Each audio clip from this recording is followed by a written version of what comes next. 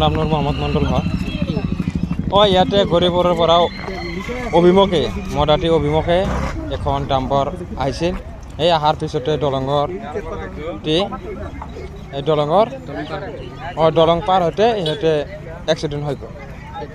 এই দলংখন ভাঙি সেই ডাম্পাৰখন নিচেত পৰি গ'ল। বালি আছিল, এইটো 12 CM বালু আছিল ইয়াত। সদায় এইটো আমাৰ